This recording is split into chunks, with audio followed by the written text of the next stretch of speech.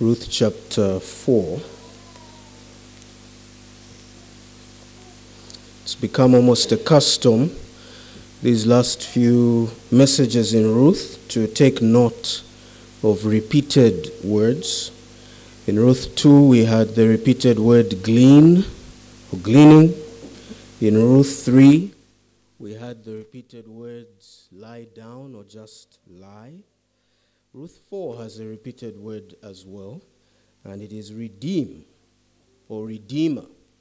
And this word is used far more than glean is used in Ruth 2, far more than lie down is used in Ruth 3. Furthermore, you have the use of words like buy and bought, and those are used interchangeably with redeem. So even when you see the word buy or bought, it's still the idea of redeeming. So let us read the text, Ruth 4, and look out for this repeated phrase, which forms the theme of the chapter and actually the theme of the entire book. Ruth 4, we'll read the first 12 verses. Now Boaz had gone up to the gate and sat down there. And behold, the Redeemer, of whom Boaz had spoken, came by. So Boaz said, "Turn aside, friend, sit down here." And he turned aside and sat down. And he took 10 men of the elders of the city and said, "Sit down here." So they sat down. And he said to the Redeemer, "Naomi, who has come back from the country of Moab, is selling the parcel of land that belonged to our relative Elimelech. So I thought I would tell you of it and say, buy it in the presence of those sitting here and in the presence of the elders of my people. If you will redeem it, redeem it. But if you will not, tell me that I may know, for there is no one besides you to redeem it, and I come after you." And he said, that is the one who was in line before him, "I will redeem it." Then Boaz said, "The day you buy the field from the hand of Naomi, you also acquire Ruth the Moabite, the widow of the dead, in order to perpetuate the name of the dead in his inheritance." And the Redeemer said, "I cannot redeem it for myself, lest I impair my own inheritance. Take my right of redemption for yourself, for I cannot redeem it." Now this was the custom in former times in Israel concerning redeeming and exchanging.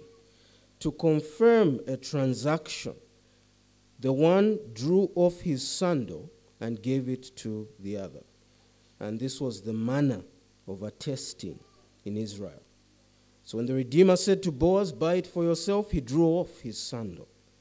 And Boaz said to the elders and all the people, "You are witnesses this day that I have bought from the hand of Naomi all that belonged to Elimelech and all that belonged to Chilion and to Mahlon. Also Ruth the Moabite, the widow of Mahlon, I have bought to be my wife, to perpetuate the name of the dead in his inheritance, that the name of the dead may not be cut off from among his brothers and from the gate of his native place. You are witnesses this day." Then all the people who were at the gate and the elders said, "We are witnesses. May the Lord make the woman who is coming into your house like Rachel and Leah, who built up together the house of Israel. May you act worthily in Ephrathah and be renowned in Bethlehem. And may your house be like the house of Perez, who we read about in the Bible reading Genesis 38, whom Tamar bore in Judah because of the offspring that the Lord will give you by this young woman." We begin, I'd like us to begin our time in Ruth 4 with a mini Bible study. So get your fingers ready to explore a couple of passages in the Bible to try and get an understanding of what is going on here. In this chapter, Ruth 4, Boaz and Ruth get married through what would be a very strange process for us, you and me, but one that in their day was not unusual. In fact, it was not just commonplace for this to happen that we are viewing here, but it was even codified in Israelite law. God instructed the Israelites to practice this, what we've read, by law. And this is called levirate marriage.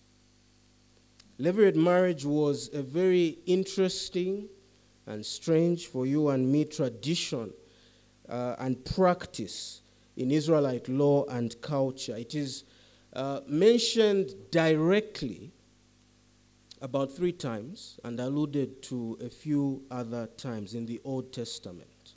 It also comes up in the New Testament. And we already read one instance of it in our Bible reading in Genesis 38. There we saw levirate marriage at work in practice. And we even saw some of the difficulties, some of the challenges that were associated with this practice.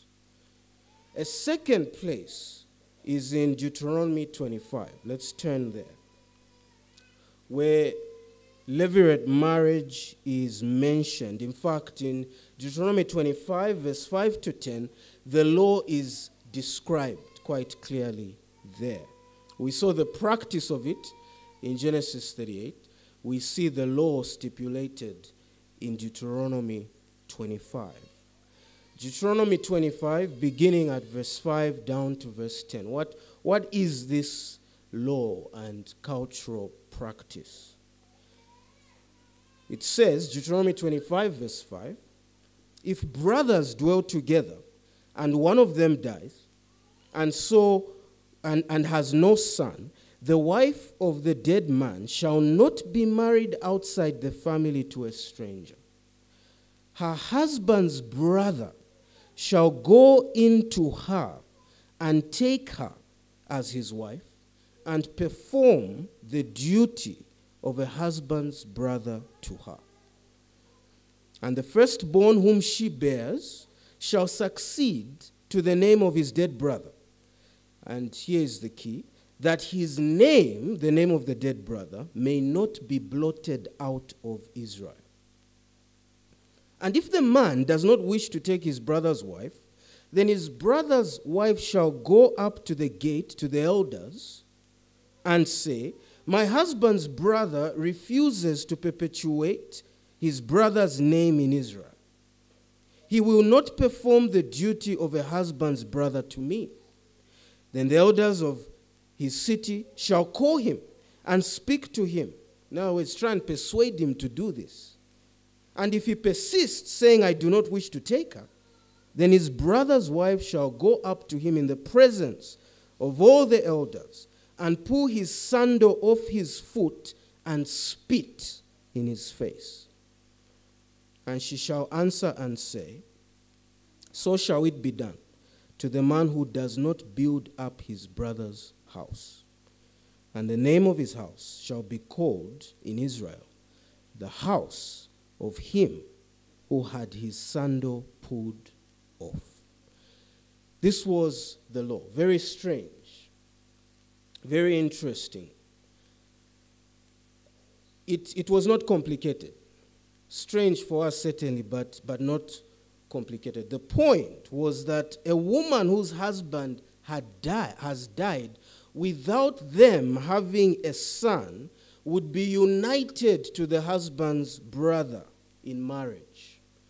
And when their union produced a son, that son would not be regarded as the biological father's son. That son would be regarded as his deceased brother's son.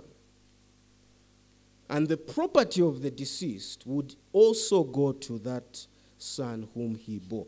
The man who married his brother's widow had no claim to the son whom he bore by the widow. In so doing, the name of the deceased brother would be perpetuated.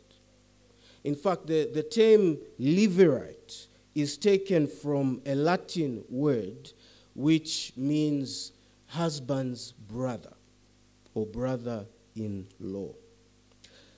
As strange as this practice might seem to you and me, it was not strange in this time and place. Many nations around the nation of Israel practiced forms of levirate marriage.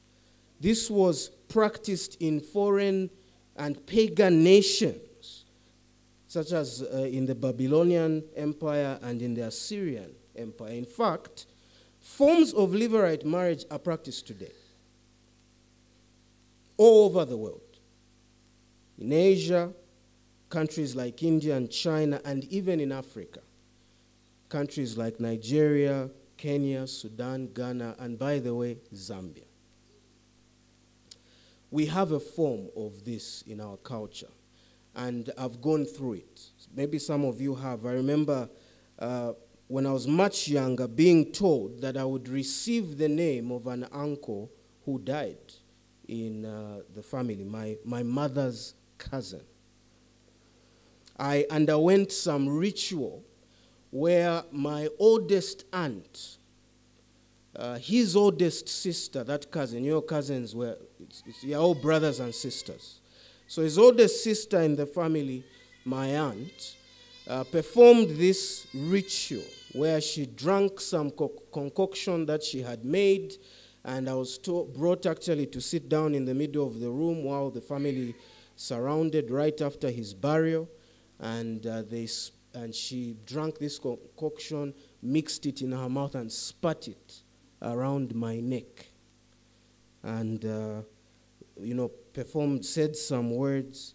And thereafter I was taken into a bedroom with my uncle's wife, and she was told to lie on the bed, and I was told to lie next to her, and I think we had to hold hands, or I was told to push and be right next to her in the bed, and family surrounded, and they said a few words and were released to go.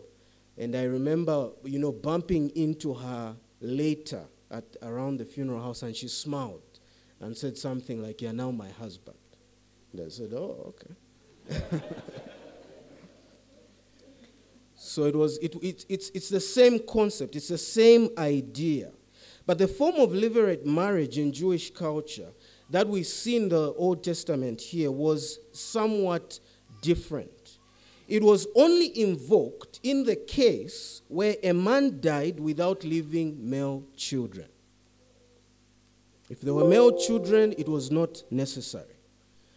If a widow, therefore, already had a male child, they didn't go through this. The brother of the deceased took on his deceased brother's wife, in addition to any wife he already had, and the property of his deceased brother would not be his, but would end up going to the son whom he sired.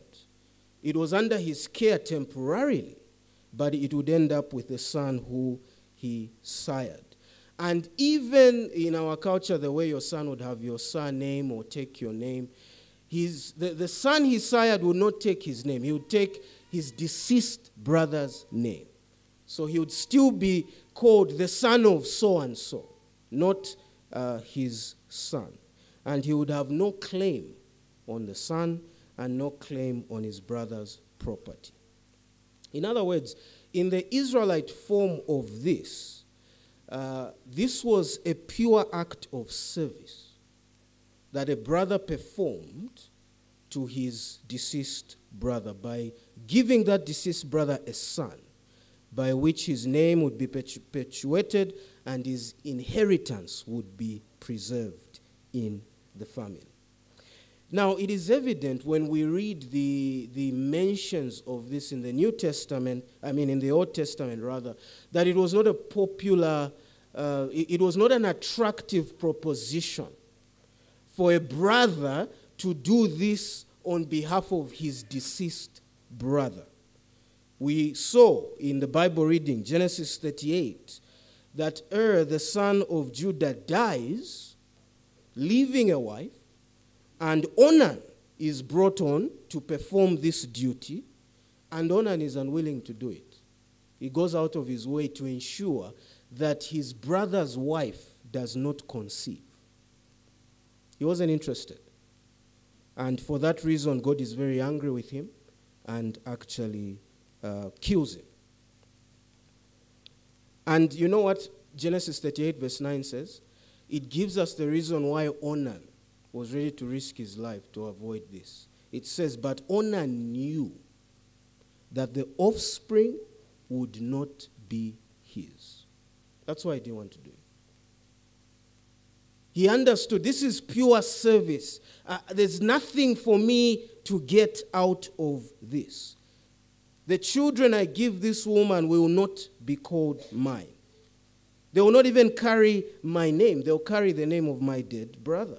The property of my dead brother, I would simply manage it until the first son is old enough to take over.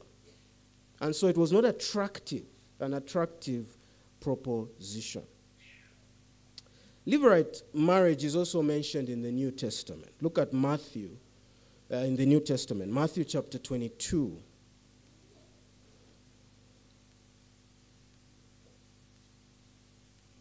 In fact, here it's mentioned quite directly, but there are thoughts that in 1 Corinthians, which we'll look at next, 1 Corinthians 7, that Paul is dealing with a question around the issue of levirate marriage. But let's start with Matthew 22, verse 23, I think up to verse 30. Jesus is being questioned about this practice and some of the challenges that would be associated with it from their theological perspective. Matthew 22, verse 23, the same day Sadducees came to him, Jesus,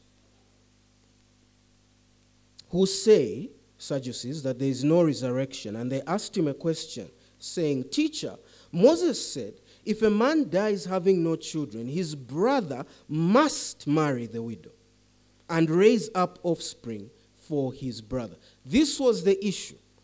You're paying a service to help out your dead brother who did not have any children. Now there were 7 brothers among us. The first married and died, and having no offspring left his wife to his brother. So to the second and third, down to the 7th, the very last. After them all, the woman died. And here is the conundrum. In the resurrection, therefore, of the 7, whose wife will she be? This is a woman who married all through down the line of brothers, and they kept dying until the very last brother who also died. So whose wife will she be in the resurrection? And in here they're basically trying to denounce resurrection or poke holes into the doctrine of resurrection because they did not believe it. And Jesus replies in verse 28, or in verse 29, but Jesus answered them, you are wrong because you know neither the scriptures nor the power of God. For in the resurrection they neither marry nor are given in marriage, but are like angels in heaven. So Jesus basically says this is not a problem. Levirate marriage is not a problem in the resurrection because there will be no marriage. There won't be husbands and wives in heaven. There will only be saints in heaven. There are only sisters and brothers in the Lord in heaven. Look at 1 Corinthians 7.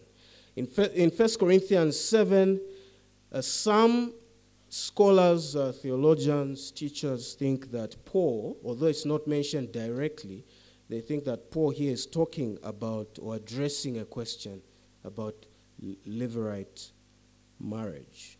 1 Corinthians 7, verse 39. Where Paul says a wife is bound to her husband as long as he lives. But if her husband dies, she is free to be married to whom she wishes, only in the Lord. So for those of you who are becoming uncomfortable with the idea of marrying your husband's brother, you can rest at ease. This is not binding on us today. No one has to marry their husband's brother. Rather, all Christians, as Paul says, are free to marry whomever they choose to marry once their spouse has died, but with only one limitation, that they marry a fellow Christian. They can only marry in the Lord. So why this law? What was the purpose of this law? We are not told, but I do want to suggest one or two ideas.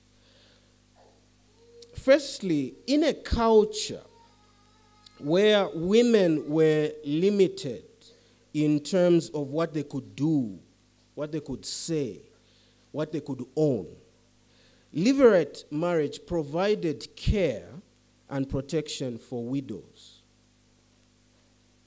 so that they were not left destitute. And that's exactly what's happening in Ruth, in the book of Ruth. We have two widows. Naomi's husband has died. Her two sons have died. And life is very difficult. In this culture, women were very limited in so many ways. And so by this brother coming in and taking over the situation, he's able to provide care, he's able to provide protection for this widow, and in so doing raise up offspring who can then even take care of her, a man, in the event that he died. And remember, this is Naomi's point in Ruth 1, when her daughters-in-law are saying, we want to come with you. And that's actually an indirect reference to this custom. Naomi says what? Guys, I'm too old. I will not be able to bear you a son in time for him to marry you and take care of you. Levirate marriage, in its strict sense, cannot work for us in this case. In fact, we have another instance where a man died in Numbers chapter 27. I really want us to read that one. Numbers 27, verse 1 downwards. Because I think for some of us, we are already beginning to feel unhappy that women were treated in this way, that they now had to marry in order to survive and be taken care of. And some of us may be wondering, maybe even condemning God for going along with this. You know, why didn't he emancipate women so that they could survive on their own? Why perpetuate this thing? Numbers 27, we have a case of 4 daughters who lose their father, and they appeal that the inheritance must still be given to them, must be shared with them. Because in the law, that couldn't happen, you see. But I want you to notice how God provides now a provision for them to get a share of their father's inheritance. Numbers 27, verse 1. Then drew near the daughters of Zelophehad, the son of Hepher, son of Gilead, son of Micah, son of Manasseh, from the clans of Manasseh, the son of Joseph. The names of his daughters were Mahlah, Noah, Hoglah, Milcah, and Tirzah. Is that 5 daughters? 5 daughters. Verse 2. And they stood before Moses and before Eleazar the priest and before the chiefs and all the congregation at the entrance of the tent of meeting, saying, Our father died in the wilderness. He was not among the company of those who gathered themselves together against the Lord in the company of Korah, but died for his own sin. And he had no sons. Why should the name of our father be taken away from his clan? Because he had no son. Give to us a possession from our father's brothers. In other words, a man dies, he has no son.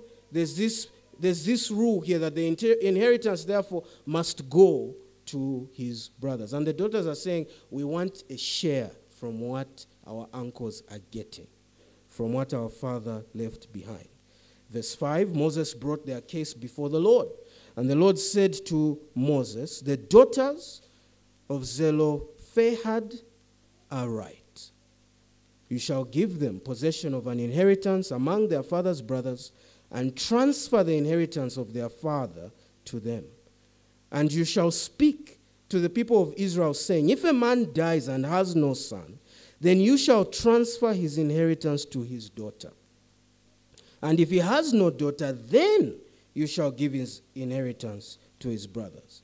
And if he has no brothers, then you shall give his inheritance to his father's brothers. And if his father has no brothers, then you shall give his inheritance to the nearest kinsman of the clan, and he shall possess it.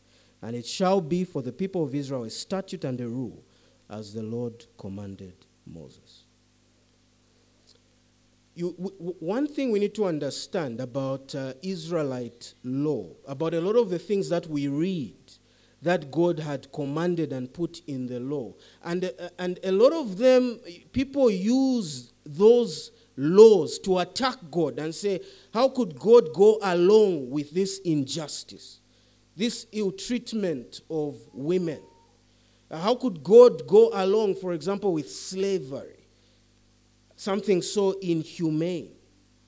What we need to understand about the Old Testament is that a lot of the things that we see the Israelites doing, such as Levirate marriage, was commonplace in cultures even surrounding the Israelites, in nations surrounding the Israelites. Just like in Zambia, some of our practices and cultures are common with neighboring countries. This was the case with Israelites. And so what God did in many cases is he came with laws to govern those practices. He came with laws. He didn't come and just say, oh, this is, rubbish, change this, and change this. He left a lot of the culture as it was, but put in laws that brought some righteousness, some justice to them. Brought in laws that protected those who were inferior by those practices and would be taken advantage of. And one example is actually slavery itself. People say, why did God not say no more slavery in the Old Testament? Why is he supporting it in the New Testament? He's not supporting it. What he does is, rather than start a revolution against slavery amongst his people, he brings in laws that manage what is already happening. And by the way, slavery looked quite different from what we understand of slavery compared to the days of the Bible, almost a different animal. But this is the point. God managed. So in the Old Testament, there was the year of Jubilee that was in law. That every 50 years, all slaves would be set free. All slaves would get a fresh start. What's God doing? He's redeeming this culture. He's bringing in justice and righteousness and care for those who are easily overcome by some of these practices and taken advantage of. In the New Testament, he doesn't tell the church, go and, banish slavery and get rid of slavery. No, he tells Christians that if you are a master of slaves, treat them well. He tells the slaves, treat your masters with respect. Work diligently for them. What is he doing? He's applying righteousness and justice to these situations so that these Christians, while they still do these practices, do them in a way that glorifies God and sends a message to the culture to say we are Christians. We still honor God's law, even in the culture and in the things that we do. So that's one idea here, that this Levirate marriage protected widows. Secondly, another thing I would suggest was that at this time, a name was very important. It's like me, I only have a daughter. And if I don't have any sons, that means that my Mbewe name will not be able to continue on my line. And a lot of men are concerned about that all over the world. I need to have a son so that, my name doesn't die. Because when my daughters marry, they'll take on the names of their husbands. And so my name will die. It was an even bigger deal in this culture. And we've seen it coming out, to perpetuate the name of the deceased. So that the name of the deceased does not die. We see it with Abraham. I will make you into a great nation. your name will not die. We see it with the people building the Tower of Babel so that our name is great, so that our name lasts, so that our name has this influence and impact in years to come. And even when God is talking about punishing people, one of the punishments he will talk about was, I will blot out your name from the face of the earth. No one will remember you. And so this thing that was close to the hearts of these people, that their name continues, Levirate marriage provided for that. Two things I want us to observe from Ruth 2. Let's get back to Ruth 2. We've taken quite a while opening up Levirate marriage, and I hope you see why. But I do want to point out two things in the text in Ruth 4, and then make some applications and end. We need to bear in mind that there are two things at stake in Ruth 4. There are two things on offer. There is land and there is a woman. Notice that when the one who has first right of redemption, notice that when he is offered the land without Ruth, he does not hesitate to take it. Ruth 4, verse 3 and verse 4. Then he said, Boaz said to the Redeemer, Naomi, who has come back from the country of Moab, is selling the parcel of land that belonged to our relative Elimelech. So I thought I would tell you, he leaves out Ruth from the story initially. So I thought I would tell you of it and say, buy it in the presence of those sitting here and in the presence of the elders of my people. If you will redeem it, redeem it. But if you will not, tell me that I may know, for there is no one beside you to redeem it, and I come after you. In short, he is saying, I want the land, but you have dibs. Do you want it? Because if you don't want it, I want to have it. What's his response? He said at the end of verse 4, I will redeem it. So he wants the land. He's interested in the land. However, when it is revealed that Ruth is part of the deal, he does a U-turn and says, I'm not interested. Verse 5 and verse 6 of Ruth 4. Then Boaz said, he says, I'll redeem it, I'll buy it, I want the land. Then Boaz said, the day you buy the field from the hand of Naomi, you also acquire Ruth, the Moabite, the widow of the dead. And here it comes, in order to perpetuate the name of the dead in his inheritance.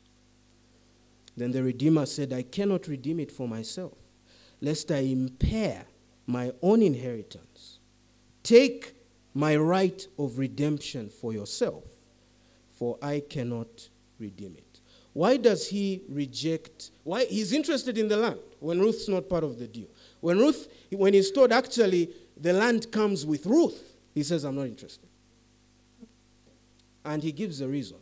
I do not want to impair my own inheritance. What does that mean? Again, Levirate marriage was a service.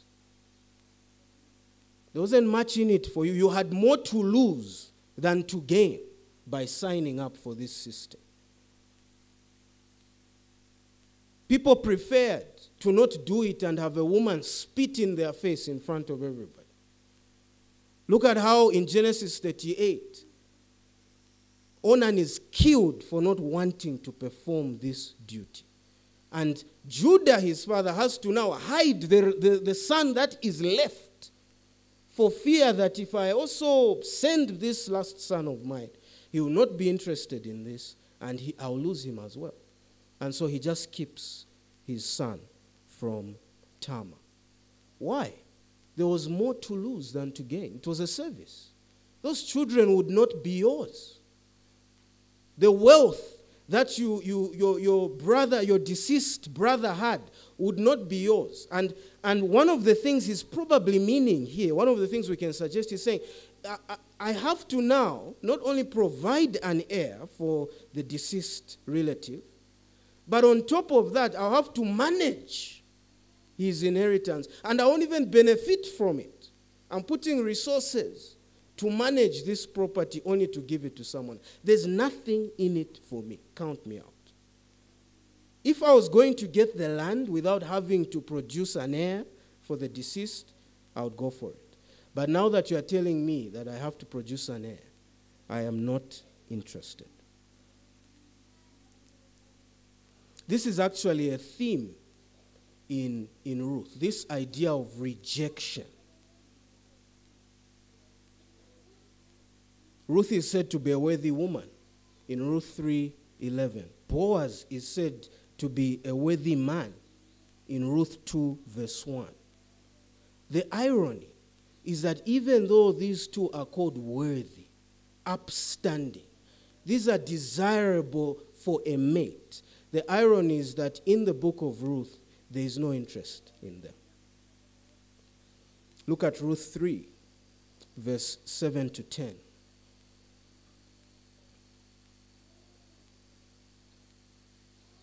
Notice that Boaz here, when Ruth makes her interest known, is flattered. Verse 7, when Boaz had eaten and drunk and his heart was merry, he went to lie down at the end of the heap of grain. Then she, Ruth, came softly, tiptoed, and covered his feet and lay down at his feet. At midnight, the man was startled and turned over, and behold, a woman lay at his feet. He said, "Who are you?" And she answered, "I am Ruth, your servant. Spread your wings over your servant, for you are a redeemer." What's she saying? Marry me. Marry me. I need your protection and I need your care. Take up this responsibility. And unlike the guy who ran away, squale, that's what we call it, when Ruth was introduced, this Boaz is flattered. Verse 10, and he said, "May you be blessed by the Lord, my daughter. You have made this last kindness greater than the first, in that you have not gone after young men, whether poor or rich." Boaz is flattered that she would pick him. Boaz is flattered that even though there were others who were apparently, seemingly more desirable, younger men, some rich, some poor, that she doesn't go for them. She's interested in him. So even though he's a worthy man, the ladies did not quite see his worthiness and his suitability as a mate, so much so that he is pleasantly surprised at Ruth's interest in him. And we've already seen how Ruth was not the top of the pile for a man. People were seeing problems. People were seeing responsibility there that they were not willing to take on. They didn't feel that she was worth them taking on those responsibilities when they would not get much back. But guess what? Ruth saw Boaz's worthiness. And Boaz saw Ruth's worthiness. In fact, Boaz saw Ruth's worthiness way back in chapter 2. And he shows her kindness. And even she's surprised to be shown this kindness. And he says, no, what you have done for Ruth, that outstanding commitment you've made to Naomi, rather, it's just amazing. You are an amazing woman. Boaz sees what other men can't see in Ruth. Ruth sees what other women can't see in Boaz. Two worthy people who no one really sees. And in the end, Ruth is even rejected. So that's the first thing I wanted to point out, their rejection. The second thing I want to point out from Ruth for is redemption. Boaz is ready to pounce.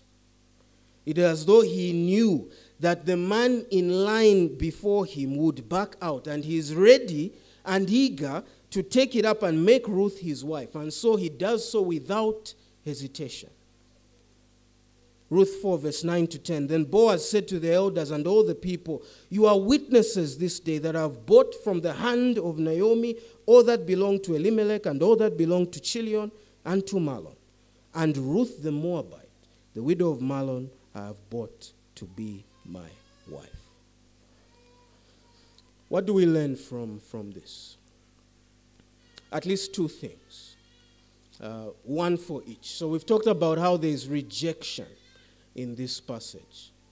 What I want us to take away from this is simply this, that the world looks for something completely different from what we as Christians ought to look for in a mate and in a spouse.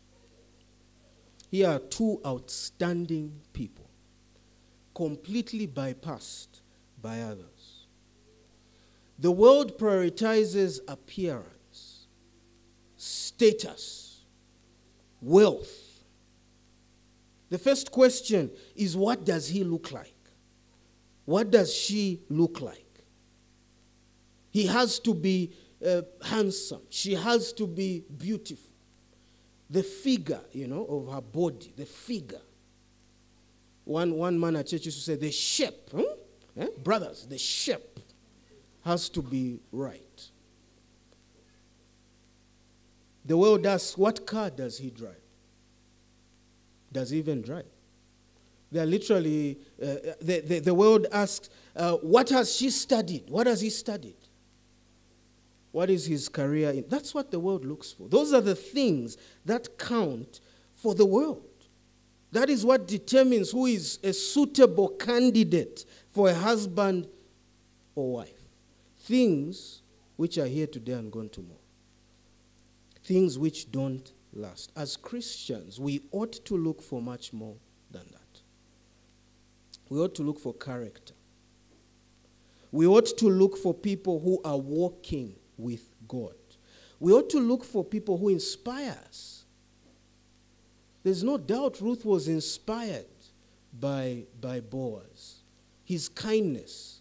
There was a whole message on generosity just because of his attitude and his care. Boaz doesn't hide how impressed he is with Ruth. What you've done for your mother-in-law, everybody's talking about it. It's amazing. We ought to look for people who inspire us and spur us by their lives to love God, to serve him. That's what attracted Boaz to Ruth and Ruth to Boaz. Unfortunately, many Christians are adopting the standards of the world. Christian women asking, does he drive? Me, I can't marry a guy who doesn't drive. A Christian woman. Christian men saying, she's not that pretty. To be honest, Boaz would not pass for some Christians. And Ruth would not pass for many Christian men. What are you looking for? Are you looking for what matters most? Character, worthiness, a love for the Lord? When life happens, that car, and that career, and those looks will take you nowhere. They'll contribute nothing to your ability as a couple to withstand the storms of life. To work out your differences that will inevitably happen as you are married. Character will mean everything. That man or that woman's love for the Lord and desire to glorify and honor God in his life will mean everything. 1 Peter 3, verse 1 to 7.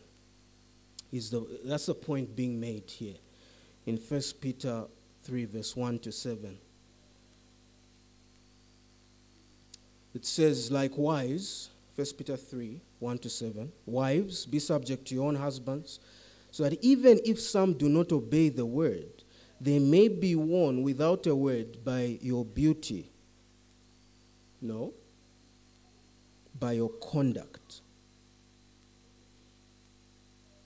Verse 2, when they see your respectful and pure conduct. Do not let your adorning be external, the braiding of hair and the putting on of gold jewelry or the clothing you wear, but let your adorning be the hidden person of the heart, with the imperishable beauty of a gentle and quiet spirit, which in God's sight is very precious. That's what God counts. That's what God treasures. For this is how the holy women, verse 5, who hoped in God used to adorn themselves. How did they beautify themselves? It wasn't by makeup, by jewelry, by clothing, by the gym. It was by submitting to their own husbands. As Sarah obeyed Abraham, calling him Lord. And you are her children if you do good and do not fear anything that is frightening. Likewise, husbands, live with your wives in an understanding way, showing honor to the woman as the weaker vessel, since they are heirs with you of the grace of life, so that your prayers may not be hindered. Ladies, in a day and an age where looks mean everything, where everyone is obsessed with their appearance, can you say that you are more obsessed by inward beauty? Can you say what grieves you more? The hair that is out of place as you look in the mirror, or your life that is out of place? What's more urgent to address? What matters?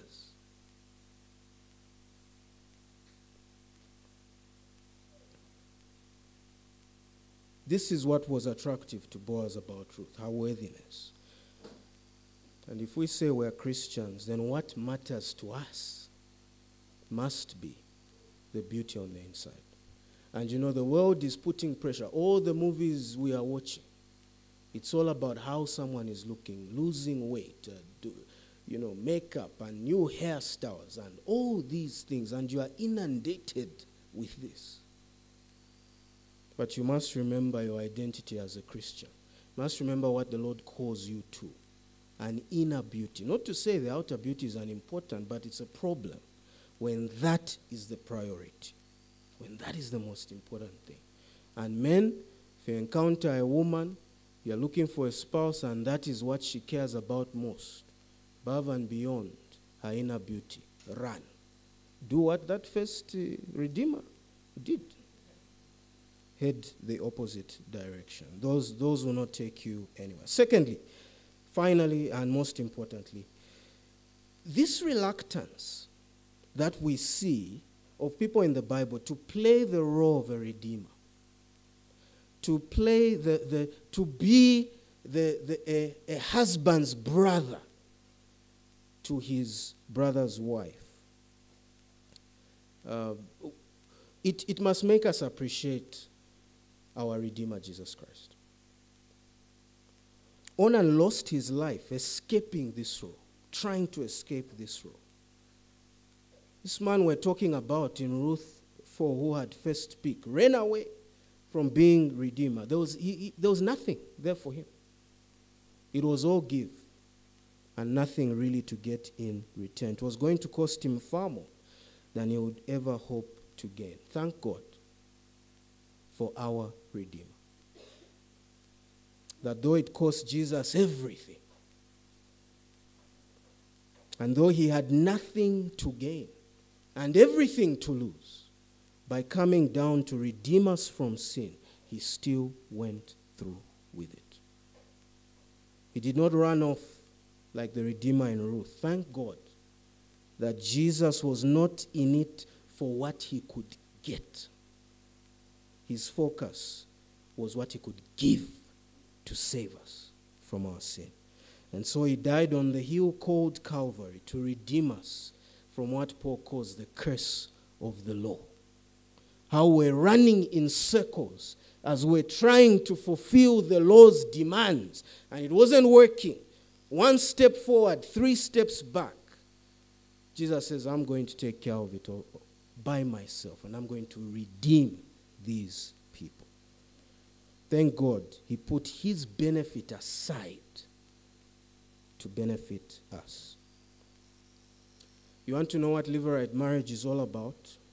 This service and sacrifice that barely anyone in the biblical record was interested in doing. Even now, in other cultures, it only survives in a mild form. You don't have to do it. And that's why it's probably survived. Why is it important? It foreshadows, it points to the work of Jesus on the cross as our Redeemer. It paints it in beautiful colors for us to see it. That Jesus did what these men were unwilling to do because they knew that it's all cost and no gain. But that's what Jesus did for us. Keith Green put it this way: there is a Redeemer, Jesus, God's own Son, precious Lamb of God, Messiah, and Holy One. Jesus, my Redeemer, name above all names, precious Lamb of God, Messiah, all for sinners slain. And in the chorus he says, thank you, O my Father, for giving us your Son. Have you trusted in the Redeemer? Like Ruth, you must know you are hopeless. You're like a widow. In Luke 18, when Jesus is teaching about prayer, he likens us in that parable to a widow in this culture. No options. Nothing that could be done for yourself. You had to go and appeal for help somewhere else. And if that person didn't help you, you were finished. You could not depend on yourself. There's nothing you could do for yourself. That's the picture that Jesus uses when he's teaching about prayer. And that's the picture here. That we are the widow who could do nothing in this culture, hands tied. And like Ruth, we have to make our way to a Boaz and say, spread your wings over your servant, for you are a Redeemer. Have you ever gone to Jesus and said, Lord, spread your wings over your servant, for you are the Redeemer? Outside of you, I have no hope. Save me through what you have done on the cross. Let's pray.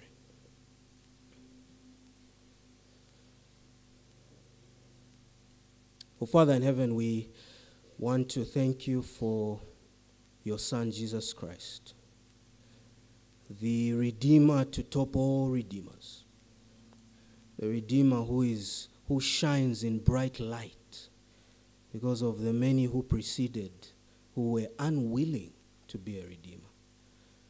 Thank you that even though it cost him so much, he was willing to lose everything so that we could be saved. We pray that we would trust in him, that he would be our Redeemer, each and every one of us, that we would let go of dead works which cannot save, that we would give up on running around in a circle, chasing our own tail, trying to right all our wrongs, correct all our sins, live a life that we'll never manage to live, that can please you, that can cause you to accept us, that would go to Jesus and say, spread your wings over your servant, for you are the Redeemer. Amen. We will get into